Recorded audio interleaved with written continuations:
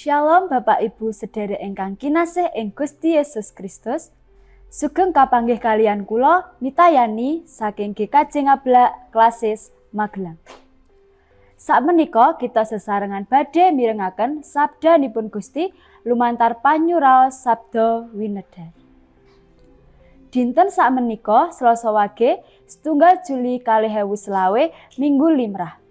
Waosan kapetik saking Yeremia 3 ayatipun gangsal 12 dumugi 18, Jabur 112, Efesus gangsal ayat 6 dumugi 20. Kanthi jejer asmanipun Gusti Allah. Nats punika kapetik saking Yeremia 3 ayatipun 17. Ing wektu iku Yerusalem bakal sinebut dampare Sang Yehuwah lan saking bangsa bakal padha nglumpuh ana ing kono. Demi asmane Sang Yehuwah ana ing Yerusalem lan bakal padha ora tumindak manut atine Kang Allah.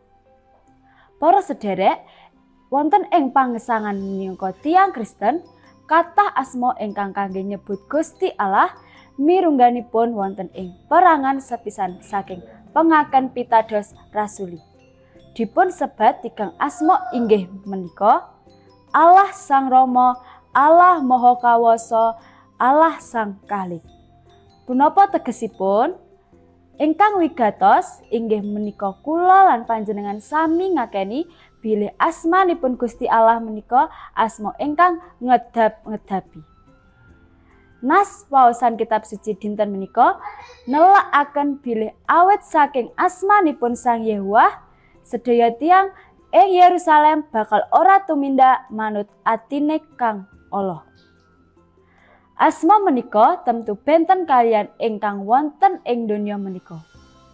Kanggenipun para manungsa, asma namun dados tetengger kangge ambedakaken tiyang satunggal kalian satunggalipun. Asmanipun Gusti Allah benten awet asma menika kagungan kuwaos ingkang ageng sanget. Asma menika ingkang nelakaken kados pundi Gusti Allah ngreksa lan ngrimati lajeng kasebut Rama. Nelakaken Gusti Allah ingkang Maha Kuwaos lan Sang Kalik ingkang kagungan kuwaos nitahaken samudayanipun.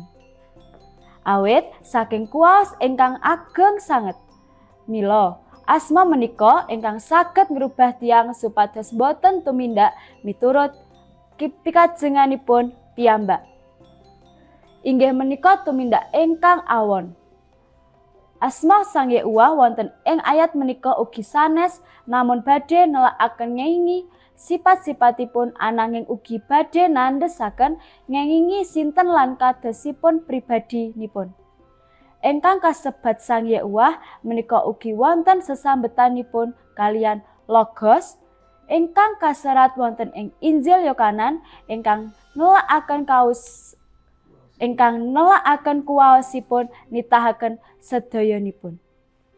Kawula pitados dhateng Allah Sang Rama ingkang Maha Kuwasa ingkang nitahaken kalit langit kaliyan bumi.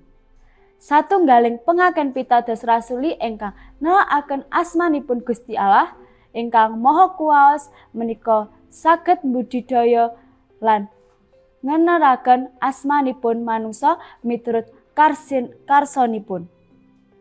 Sumangga sami ngakeni Gusti Allah menika ingkang Maha Kuwaos kanthi gesang ingkang tebih tumindak awon. Sumangga dipun raos-raosaken Gusti berkahi. Amin.